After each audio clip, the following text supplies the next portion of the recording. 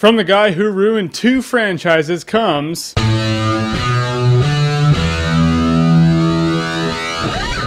Resident Evil Afterlife. Right off the bat, in the first 10 minutes of this movie, you see that this movie is the poster child for a movie ticket refund. Horrible stunt physics, people flipping up and around and then twirling around in the air noticeably on wires. And then you realize that if you see this movie not as an installment to the Resident Evil franchise, but as a prequel to Ultraviolet, it makes a little more sense. It's just as horrible, but it makes more sense. And then the movie shows us that a normal woman can survive a plane crash when it crashes head-on into a mountain. So good news, the Big Bopper, Buddy Holly, and Richie Valens will all be coming out with their new album next week. And you know what I noticed about these Resident Evil movies is that they have the most iconic characters in survival horror video games played by the most generic actors of all time. I mean, the movies aren't even Resident Evil at this point. It's like a grade B zombie movie that happens to have a few characters from a video game franchise just thrown in there. They might as well throw in the Octoroks by now. This is no more Resident Evil than that Mario movie was a Super Mario Brothers movie. And Wesker's in this movie, played by a 26-year-old, because when I think Captain Wesker, I think 26-year-old Gap employee. And he talks like this, like he got his jaw wired shut while he was taking acting lessons from Agent Smith. And this movie's just boring. I mean, it's just nothing really happens in this movie. I mean, it's standard zombie movie protocol. You have a bunch of people in a facility,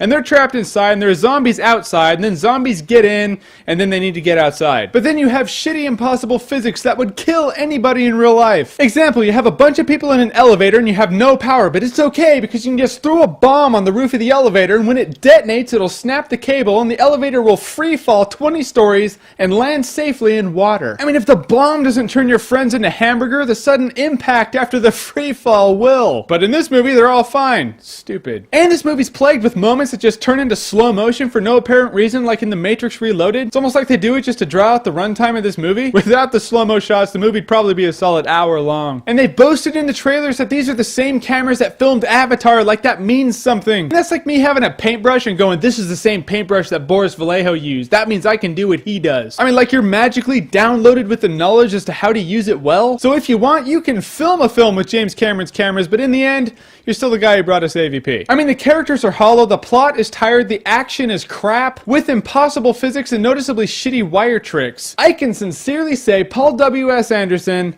I'm really glad that you did not get the green light to rape Castlevania. But in the end, I'd buy this movie, even on Blu-ray, if I like dog shit. Ew. So if you need your zombie fix, go rent Dawn of the Dead. Or play the Resident Evil games. Much better. But if you like what you've seen here and you want to see more, then click right here to see more.